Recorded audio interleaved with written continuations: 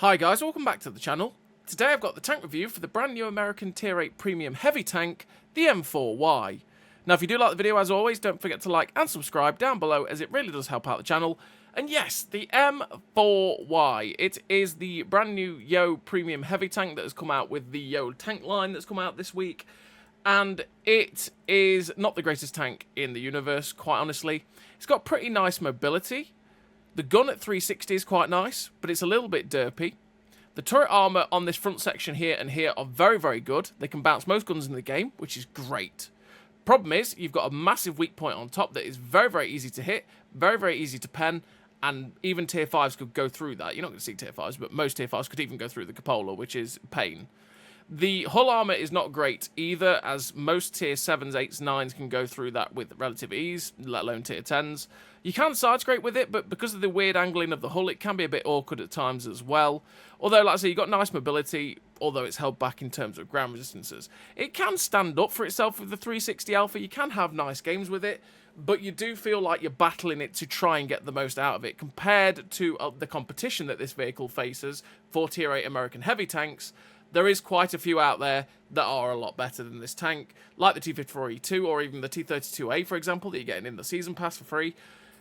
They're a lot better out there than this vehicle. It's not terrible, like I say, you can stand up for yourself, but it's just a bit of a struggle at times, depending on the situation you're in, and it can be just that little bit frustrating. Now, in place of the reserve track mechanic that these vehicles have on PC, and by reserve track mechanic I mean this little section you can see here is actually the reserve track. What that happens on PC is that the tracks get blown off, and you can still move this vehicle, but it moves a hell of a lot slower.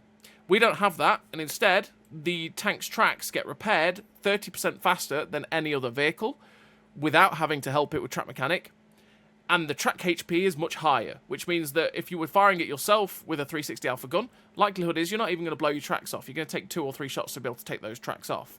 They can be taken off by higher Alpha guns generally, but the track mechanic, the track mechanic, the track health is a lot higher than most vehicles, so it is a lot harder to track this vehicle, and it repairs 30% faster. So, like I say, on the whole, it's not the best tank in the universe, but you can stand up for yourself in it. You just have to work really hard to get the most out of this vehicle. So let's get into the statistics of the M4Y. So as you can see, you've got a 45 km/h top speed, with an 18 km/h reverse speed, 850 horsepower engine, which is 18.09 horsepower per ton ratio, which means you will get up to that 45 km/h top speed, and that 45 km/h top speed is very, very nice.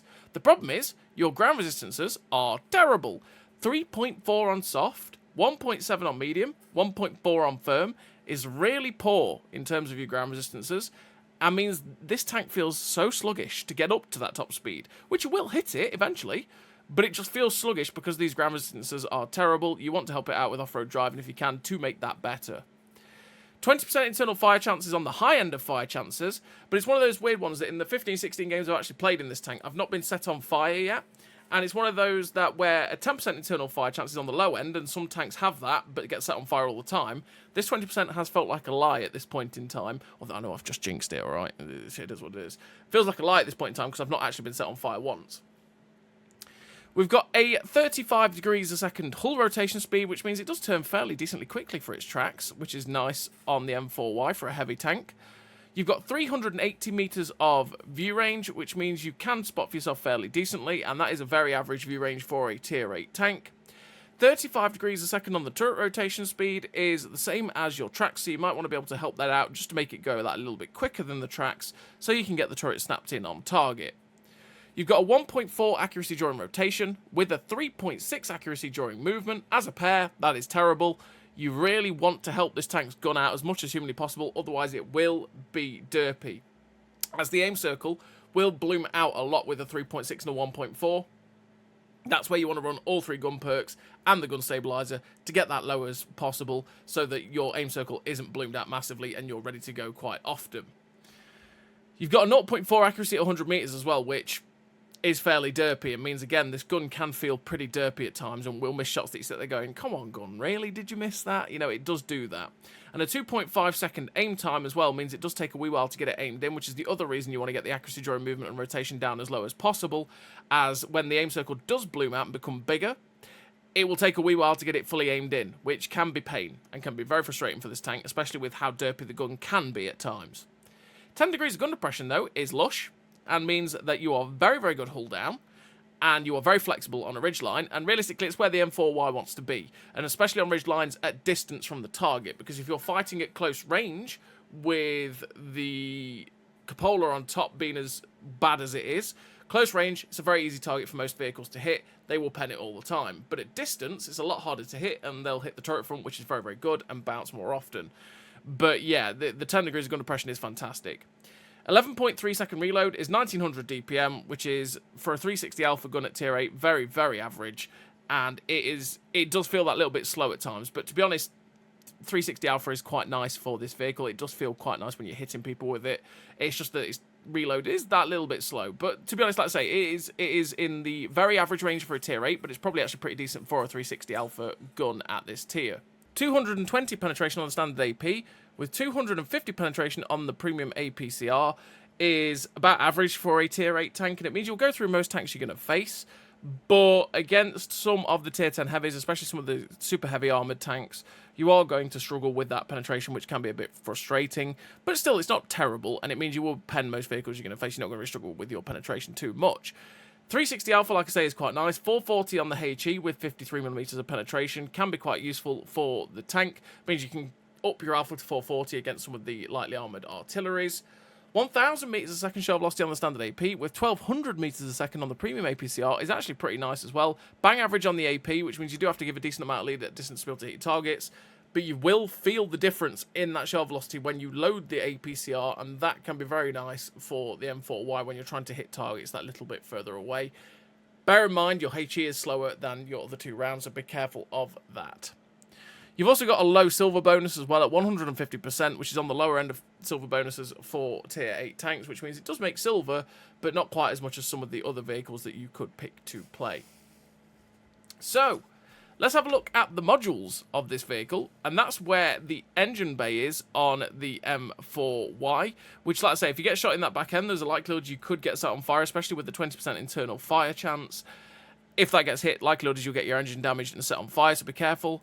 Your ammo racks are there in the vehicle, which you're likely, if you're going to get penned through the drive wheels, that your ammo rack will get damaged or shot in that side where the turret is. So be careful of that in the M4Y, and that is where the crew sits. Now, the armour, like I say, the armour on this hull is not very good, but the turret front is very, very nice, and you can see the cupola is massively a weak point. So the armour model is the exact same as it is on PC, so we can actually use Tanks GG to show off what the armour is like on this vehicle, which is quite nice.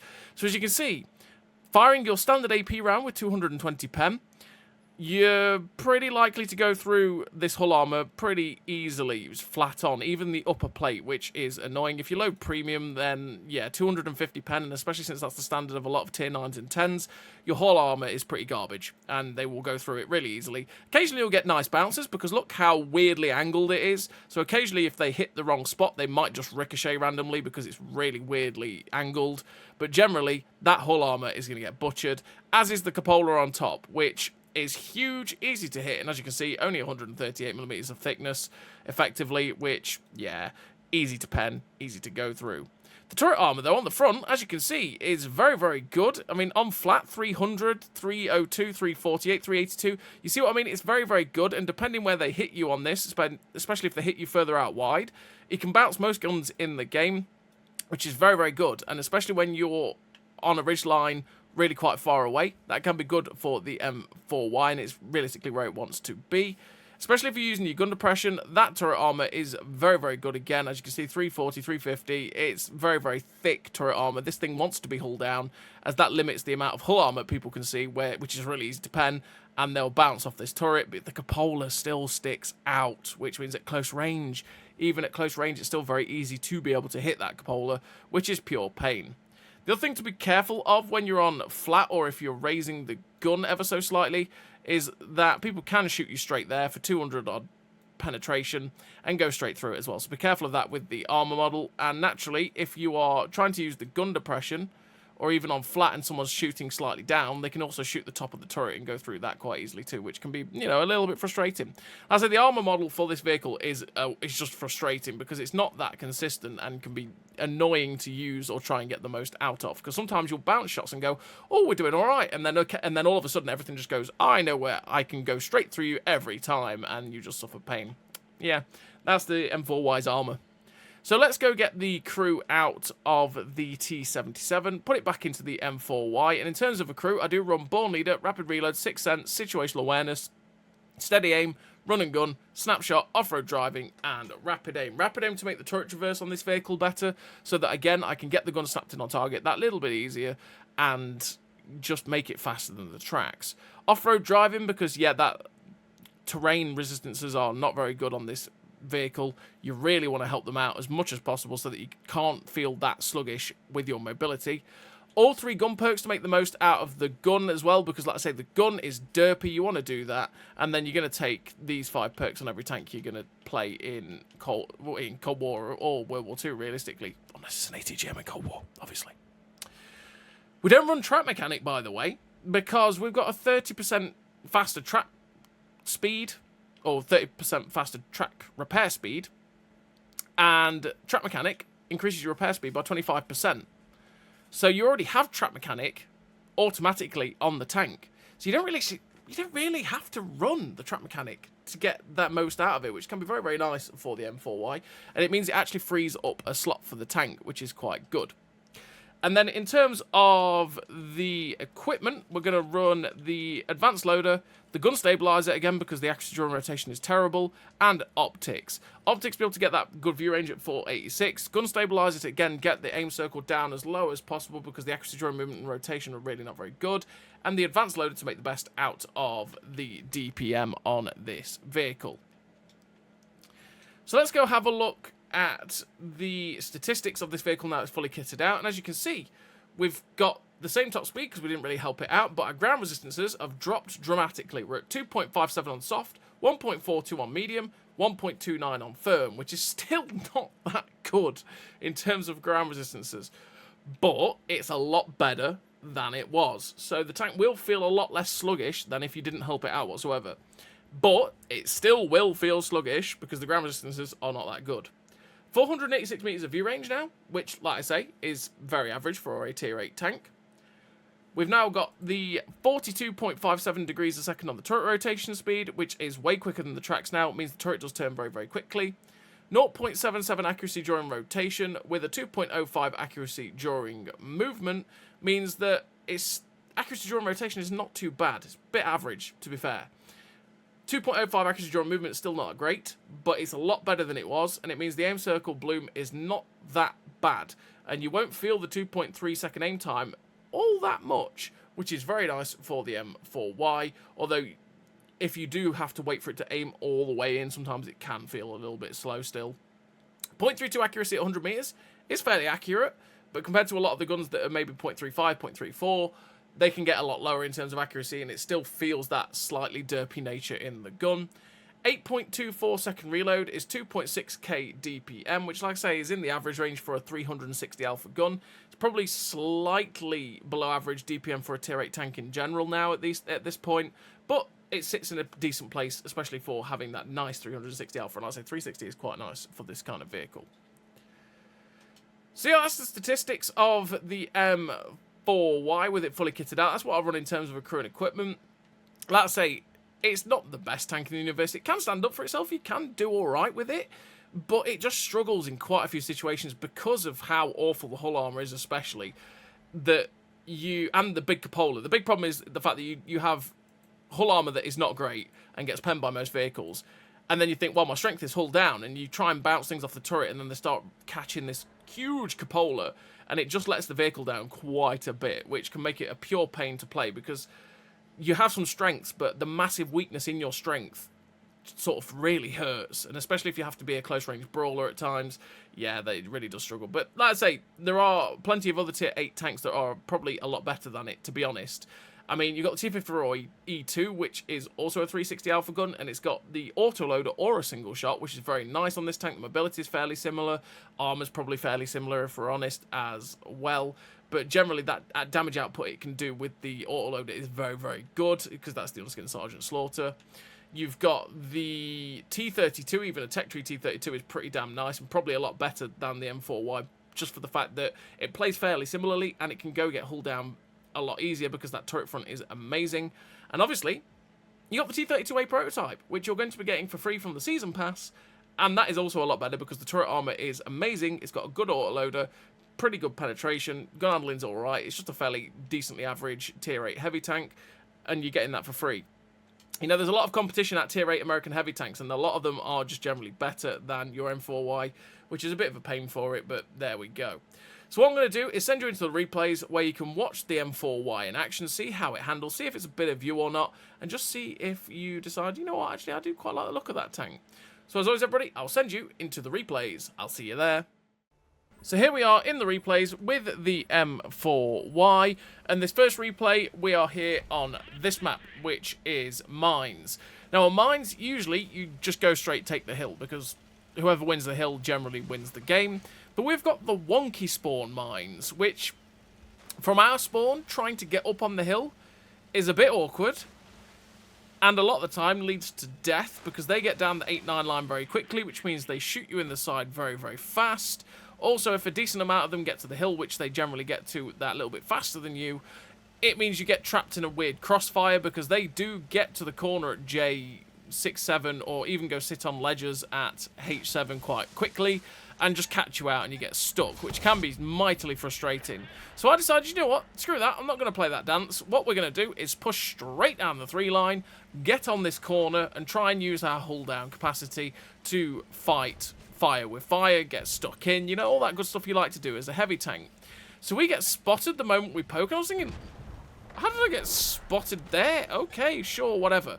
So what we're going to do is attack the M6 and the Porlac. Porlac being the brand new tier 6 for the new Yo line. If I can get guns out the game, that's what I want to do. So we do get in to shut down that Porlac, because you always want to be finishing off tanks. And that's what we're going to do against the M6. We want to get rid of him, but he actually ends up getting shut down by the CDA behind us. We put a shot into the T43, but I really wanted to go for the T29, but I couldn't quite find the shot in. The artillery gets spotted in a weird position, but we actually get shot in the behind.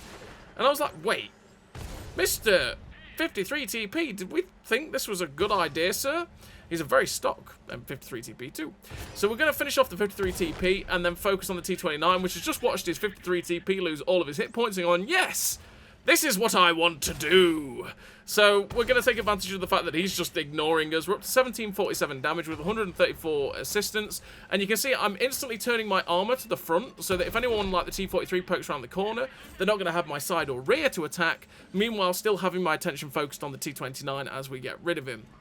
So we get a shot into the T43, we bounce his standard round, because we can't actually bounce the standard round of a tier 7 medium tank. It's when you go against some of the tier 8 or tier 7 heavy tanks, like a Tiger P, for example, Tiger 1, the T29, they can just about pen you with their standard round, and if they fire premium, well, they go through you most of the time in your hull, which can be annoying. So we go for the shot into the wheelie boy, but the shot goes somewhere and doesn't actually hit the guy. We're just keeping an eye on the T32A Proto because, well, he can just drive around and pen us in the hull. Try and lead the shot into the wheelie boy, but it just hits the floor, so we don't actually get him. T32A does actually drive round, pens us in the upper plate. He was one shot away from finishing us off there, but thankfully we reloaded just in time, just to get rid of the T32A. Unfortunately, missed a shot on the wheelie boy as well, which means he does get away with his life. But that's what I'm talking about with pressure on this M4Y. That T32A has the pen, and he decided to pressure us, and he just went through the hull armor like it was not even there, which is pain. And that's what it's like if any sort of heavy tank at tier 8, 9, or 10, and like I say, even some of the tier 7 heavies, if they decide they're going to pressure you, it's just not going to go well, because your armor just doesn't hold up in that sort of situation. So we saw the 40 TP get stuck, so we're trying to make him a one-shot for our CDA, which we do. Now the AMBT is coming for us, and I realise, oh boy, I think this is my death, because he's just going to go around and finish us off, which he does, straight through the hull armor. And we end up finishing that game with a 3.6k damage, sadly, as, yeah, like I say, as soon as anyone pressures you out in the open like that, your hull armor just doesn't stand up for anything.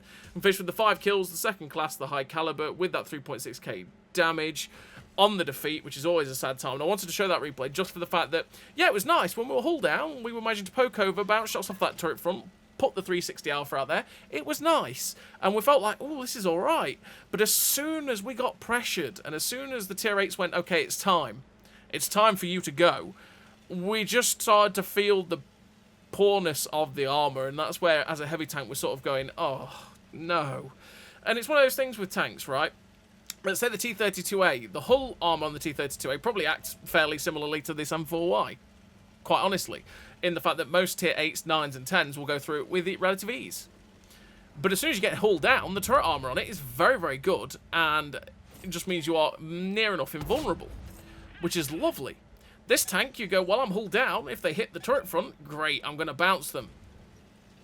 But if they hit that cupola, they're going to go through it every time. And that is just a frustration with the M4Y, that you have a really good strength, but that strength also has one of the biggest weaknesses alongside it too, which, yeah, makes it just an absolute pain.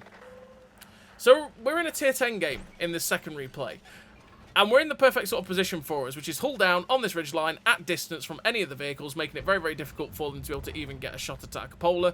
Meanwhile, we can pull back, get our 360 alpha round in, pull forward, and just keep popping shots out.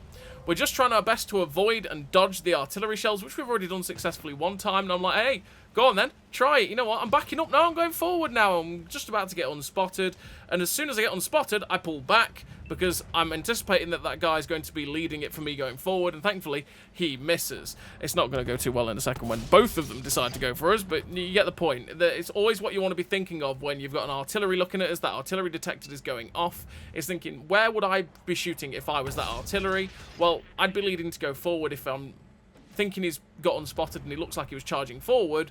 I'm going to fire there, and so we pulled back, and that's where we managed to dodge the shot. So we were firing the HE rounds there at that building because I wanted to destroy that destructible cover. Why? Because that defender was using it as cover to stay safe from us. So I was destroying the cover so he couldn't do that easily. We do get a tracking shot into the Super Conqueror, finish him off with a shot through the side of the turret. Now we're detected by artillery, and I'm like, I'm going to dodge it, artillery, I swear. It's going to be fine. So we're just trying to play the dodgy game again. And, well, both arties went for us, and both arties hit us. So we're down to 836 hit points with those two shells. Basically lost half our hit points. Is what it is. It happens. And we're just being careful, because highway, again, from this spawn, is one of those. You kind of want to win the town, or you want to win the town from our spawn. You have to win the town. And then once you've won the town, you want to defend this ridgeline, because then you can stop them poking over where that medium tank is and attacking and taking your base. And then it turns into a pure war of attrition and a patience game, which is what we're going to be playing now. As we're at 1275 damage, which is, it's not great at this moment in time for us, but we're going to be patient, we're going to wait for our chances, we're going to try and get shots out where we can.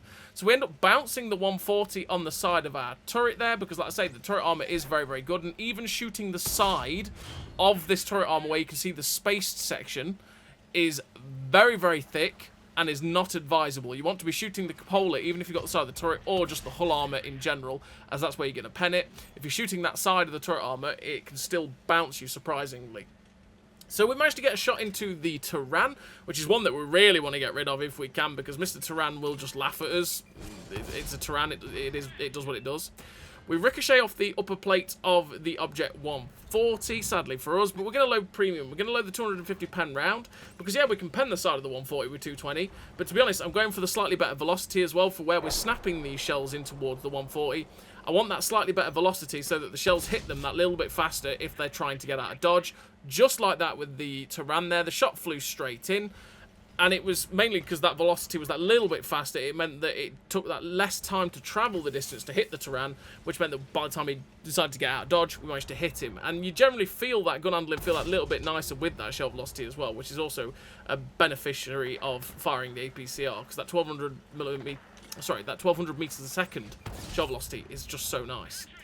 So we managed to snap another shot into the Tyran. We're up to 2.3k damage. They've only got 6 tanks left on their team. A couple of them are down in the riverbed, and I'm expecting still 1 or 2 to be up towards their base. The defender gets shut down. The Tyran is still alive, and I'm fully thinking about YOLOing towards that house. Because if I YOLO towards that house, there's a likelihood I might spot the people down at the bridge area or along the 5-6 line. But getting to the house means that I can stay safe from anything that is along the 1-2 line, which is where I'm expecting that Gorilla 15 to be, because he's currently been unspotted for a wee while, but he was over there in that direction. So the Tyran gets spotted, and he is under the bridge, which means now I'm not going to get killed by that guy, because naturally he's got 950 alpha. He can kill me in one shot, and he was the tank I was truly worried about, because I can take a hit from everyone else. We can take a HE round from the Prototype 06, which is an unusual tank to see in general, because that is a very rare tank. We take a HE round from the Prototype 06, who doesn't end up penning us. As we were going to YOLO under the bridge, we end up seeing the G-Saw 1008, and I go, you know what? Yeah, I'm not going to do that, because that G-Saw could just auto-load me, and I don't want to do it. So we poke out to see if we can find a shot at either the G-Saw or the Prototype 06, and we do get the shot out towards him. But the gun just derps a little bit too much to the right, and that means that we end up only doing track damage to him, and, well, we didn't get any extra damage or the kill on that guy. So now we're at the edge of being unspotted. I want to now move forward, get myself in a position to shoot either the G-Saw or what I'm expecting the Gorilla to be over there, because they are out of render range. So I want to get myself in that render range to be able to shoot them if they do get spotted, and especially if they decide to try and overexpose to try and shoot anyone crossing. That should give us some damage. So we see the Gorilla 15. We're just trying to find the shot. He pulls forward just enough, and the shell flies straight over the Gorilla 15. Pure pain, but he decides, okay, I'm going to YOLO out now. We get the tracking shot, beautiful scenes, and he gets finished off by the Leopard PTA. Just one tank left on the enemy team. It is the G-Saw 1008 from earlier on, and we're going to try and use our mobility to get over there. As you can see, you do get up to that towards that 40km/h area, and we are slightly going uphill, which is quite nice, and that's because we've helped it with the off-road driving, but bear in mind that that ground resistance still can make this tank feel sluggish. So we're up to the victory, 1 kill with the 2.7k damage, the 2.1k assistance damage as well. That's 4.7k combined with the second class in a tier 10 game, which is pretty nice for the M4Y there on that map, which was highway. And that's just the way you want to be playing highway. Like I say, you want to be in that position where you can be hull down, be at distance, so it's a lot harder for them to hit that cupola, and just try and bounce the shots off that turret front and not overexpose the hull too much, because the moment the hull does get exposed, they do go through it with relative ease. So we're on to the third game. In this third game, we're here on this map, which is Severogorsk. And on Severogorsk, we're in a very tier 10 lobby once again.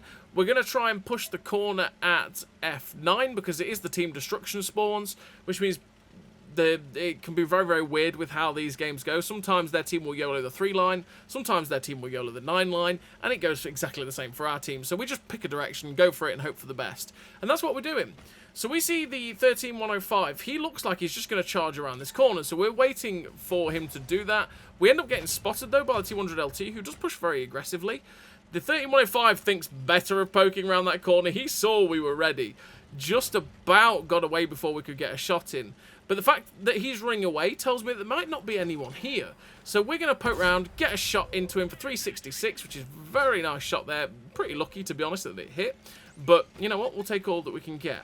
We're going to go try and pressure the T100LT, but if we can get another shot into the AMX-13105, that will be fantastic too, which we do for 373. I say that 360 alpha on this tank is very nice, and the rolls that you can get with it are damn nice compared to, say, a 320 alpha gun. Finish off the T100LT, who was always the aim there. He was always the tank that we were going for. But if we, like I say, we could get cheeky shots into the 13105, that's what we wanted to do. And there doesn't seem to be anyone here, so we're just going to push aggressively, poke around the corner, see if we can find anyone. We see the Tyran, and we find a Waffle E100. So we just aim up towards the turret. It misses because it was a very, very slim shot that was realistically never going to hit. So we don't end up hitting that Waffle E100, but we're going to poke around, see if we can find the Tyran. So we go for the shot into the side for 371, which goes through because it's a Tyran. It doesn't really have any armor. We're going to pull back so we can be in a safe position if he decides to try and go for us. Go for the track and pen. But we hit them hard, apparently, as we didn't pen it, and we didn't even blow his tracks off. We just did track damage. Thanks, game. Really good times. So our medium tank's gone in on the Turan. I'm going to put around to see if we can find some shots into the Waffly 100, who was very ready for us, but thankfully missed. But this mound in front of me is great, because that means that they're not really going to see my hull armor, but I'm going to be able to just expose my turret armor. Now, naturally, the cupola is going to poke out. It's going to be a very easy shot for them, but it makes it an awkward shot for them to get easy penetrations into us, which is great, which is why we wanted to come to this little spot here. So, the machine in front of us, we should be able to overmatch, because he's only got 30mm of side armor. We do have a 105mm gun, so we can go through that side armor on that guy very, very easily.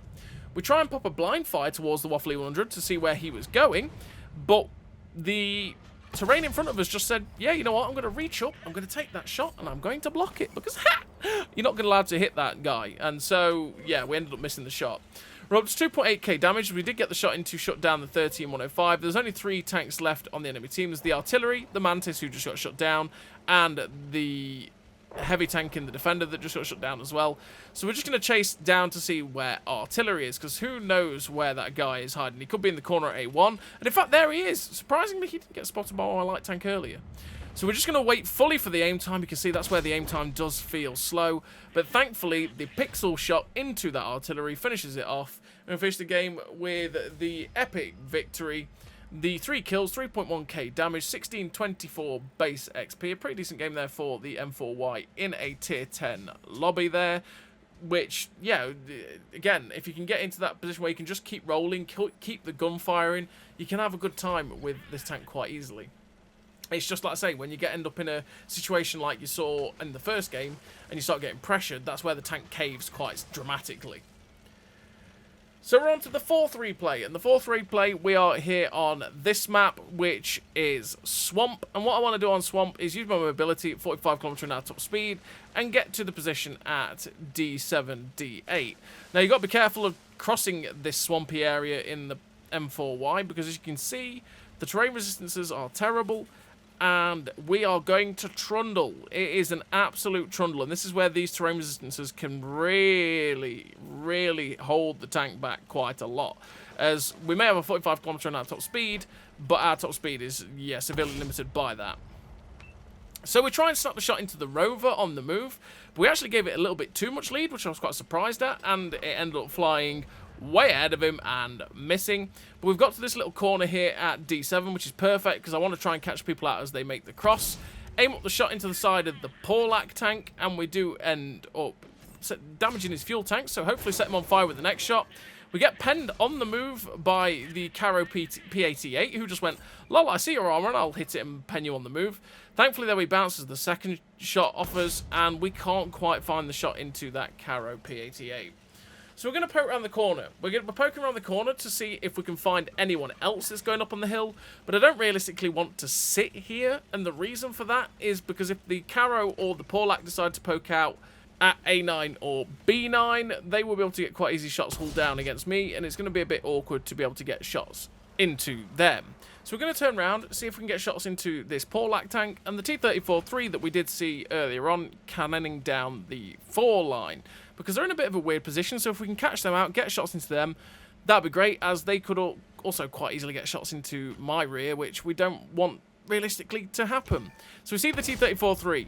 We don't quite lead it enough, and the gun Derp's behind him, which is a sad time. We bounce the Porlac, waiting on the reload, and we just can't quite find the shot into that T-34-3 as he crosses the open there. So with the Porlac playing peekaboo and not quite being able to give us any shots, I decided, okay, you know what? I'm going to push aggressively to the next rock, where I can go hide behind it, see if I can find some shots into him, maybe able to shut down the T-34-3 as well. Or just push the tempo against anything that may be over at G3, G4, because then I'll be able to get shots into their rear and make it very awkward for them to attack my team that are sat at J3 and H4. So we're just looking for that shot into the Porlac tank, but we can't quite find it. He's just teasing us. Thankfully, we shut down that tease, and we managed to be able to finish him off, and we're up to 844 damage with 1 kill. And for saying we did 3 minutes into the game, we've not had that great of a game so far. But we're just going to turn the screw now, because we're in the perfect position to be able to get shots into the rear of the IS-3 and anyone else that's trying to attack our team. So by being in this position, we're starting to distract this IS-3, which is great. Put a shot straight through his upper plate there. We were just waiting for him to angle his pike nose to make it easier to pen.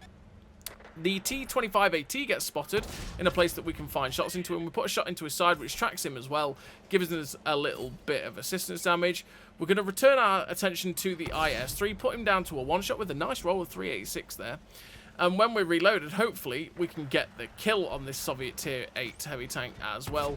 But he ends up getting shot down by the Porlak tank. There's still 8 tanks left on the enemy team. We see the Karo P-88 is still alive over in that distance over there. Same as the Porlak from earlier as well. So I've got to be mindful of those two guys, as they could shoot us in the rear.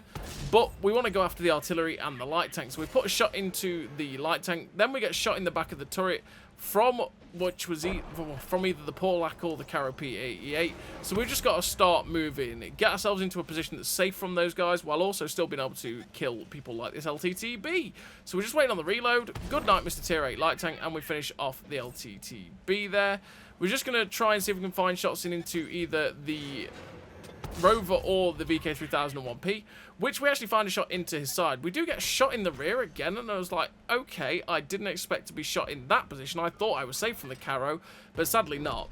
We're looking for shots now into that 101P, which with 250 pen, this is still going to be awkward because he is very well armoured. We're not really going to pen the cupola, so we need to hit the lower plate or his flat side turret armour. We actually end up tracking the VKP there, which is nice for some tracking assist. We do have his flat side of his turret, and we finish him off, putting us up to 4,005 damage with 758 assistance, meaning there's only 1 tank left in the team that we can turn our attention to. Hello, Mr. Karo P-88. So we put a shot straight through his front, and this should be easy from here on in, as long as he doesn't decide to pull all the way back and get safe. We're trying to go for the track and pen here, but realistically, we should have just gone straight for the pen, because we'd have killed him with 360 alpha, or most of the time we should have killed him with 360 alpha. He gets hit. We just about get the chance to get the kill in there, and we finish the game with 4.5k damage with those 4 kills. The victory with top of the team, 1904 base XP as well. And for saying that was a nice game, we only got 113,000 silver with the high caliber and the first class. Yeah, only 113,000 silver, and we didn't fire that much premium, realistically. We didn't bounce it. We penned most of the, except for one shot, we penned the others on that VK101P. So, yeah, like I say, it doesn't do the best for its silver earning too much, realistically, the M4Y. Which, yeah, is a little bit of a letdown as well compared to some other tanks you can get. Even, say, the Mutant or the M6A2E1, which have preferential matchmaking. They do have lower pen, but they've got 320 alpha as well. It's similar type of armor where sometimes it works really well, sometimes it doesn't, but it's got preferential matchmaking. And that thing makes absolute bucks because it's got 167% silver bonus. You know, like I said, the competition is very strong at tier 8 for an American heavy tank. And it's one of those that, like I say, it's not terrible, because terrible is a tank that no matter the situation you take it into, you just don't feel like you can do anything. This tank can do stuff. It can stand up for itself. But in the rankings of tier 8 heavy tanks, it's pretty low on the list, realistically. Which, yeah, is a pain for the M4Y for it, sadly. So, we're on the final replay. And this final replay, we're here on this map, which is Westfield. And on Westfield, what I want to do is go to this ridgeline over here, go hull down again, which is the strength of the tank, and just work over tanks with the 360 alpha, using that 10 degrees of gun oppression, and have a pretty decent time. We are top tier once again, and with the mobility being pretty decent on this tank, we should get to this ridgeline before some of the vehicles manage to get up, which can be useful for this tank. So we end up finding the WZ-111-1GFT at the back of the map. Sadly, don't find the shot into his lower plate, but we do end up tracking him. The T-29's trying to push aggressively to the ridgeline in front of us, which means these should be fairly easy pickings. It's one of those things with Westfield that I kind of wish they'd change the spawns a little bit, and then go to the spawns that PC have, which is the spawns that we used to have back in the day on this map, where a lot of heavy tanks and stuff like that will spawn at F2, and the other half of the team generally spawn at J3, which means that both sides of the map get played fairly regularly, whereas a lot of the time you find that their team go climb the hill, get to the position at A7, B7, and just stay there, don't move, and a lot of their team will go fight the ridge lines at FG7 or the K line, and that's where they go, whereas our team will end up sitting in the ridgeline at G4. Some will push the K line, but a lot will go here, and they'll get to these hills a lot quicker. In general, average games on Westfield one of those things that I kind of wish they'd change the spawns a little bit just to give it a little bit of a meta shift. It's always nice to have that in certain maps, freshens it up a bit. It's like changing some of the spawns on Erlenberg as well, but yeah, there we go. So, we've got an IS Desmond 2-2 in front of us. We're going to load premium 250 pen because I don't want to bounce on this guy as he could rip us apart fairly easily. So we go for that lower plate shot. RNG says no. That's the gun. That's the gun right there. Full lower plate. Mostly aimed on his lower plate. Goes underneath him, does track damage only. Went straight underneath him. Thanks, M4Y. Good of you. He puts 2 shots into us. We're going for that tracking and penning shot, which with him tracked and penned sideways on, we can now load the AP round and hopefully just go straight through his flat side, finish him off fairly easily and get rid of this Soviet tier 8 heavy tank, which we do, putting us onto 2.1k damage. The Chinese tank destroyer is now pressuring our tank destroyer, so I go for that tracking shot, which we get, to try and pin him in place. I'm kind of hoping my tank destroyer will use that as an opportunity to get around him, but sadly, it's an 88, it's not the most mobile. But we go straight for that tracking shot once again, because that stops that WZ-111-1GFT from getting his gun around and putting a big shot into us, and it gives us the time to get the shell in, to reload, to finish him off. We're up to, ooh, satisfying numbers. 3,000 flat damage. 1,400 flat blocked. Ooh, that gives you the number feels right there, you know. Numbergasms. Oh yeah. So, with 3,000 damage so far, we're going to push over, try and find the artillery, and I want to get to that ridgeline directly in front of me because I can stay safe from campers over at EF0 while also getting some easy shots into the artillery. So we tried to plop a shot on the move into the Panzer 58 Mutz, but we missed. Thankfully, the artillery misses us, which means now we're not going to get hit by this guy. We just got to wait on the reload, and we'll be able to finish him off, which we do. Now we can turn our attention to the rest of the enemy team, which they have 4 vehicles left. The Prague Bringer on the opposite side with a heavy tank that is currently, we can't see because he's out of render. We want to get the gun out of the game. So we poke over the ridgeline, see if we can find a shot into the Brumbayer, but in fact, we can finish off the Plague Bringer. And we shut down that tier 6 tank destroyer there with now shots towards the captured King Tiger. So we went for the side of his turret, but we didn't really lead it very well, and we ended up hitting the turret front. Just waiting on the aim time and the reload as he's still giving us the side of his turret, and we hit him for 348. Now, he's at a bit of an awkward angle for us to be able to shoot. We're not really going to go through the lower plate at this kind of angle with our penetration. Makes it very, very awkward to get shots into him. And as you can see, I adjusted my aim there, went for the turret roof, because at that sort of angle, he's actually making his turret roof really bad for angles toward or effectiveness towards me. So at this sort of angle, I can go through his turret roof really easily, and that is what we're doing. If we were to go through the lower plate or the upper plate, likelihood is we'd probably end up just bouncing. But getting shots into that guy meant that he ended up forcing himself out around the side there for the Porlac tank to finish him off. And we finished with the victory.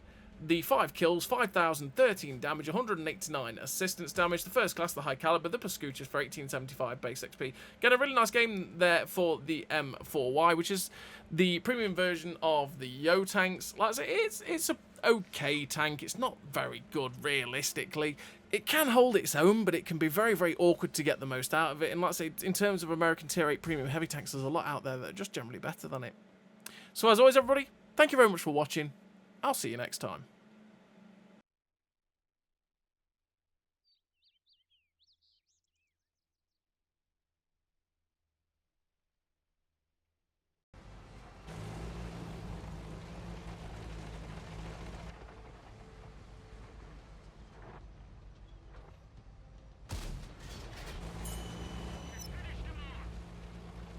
A great success!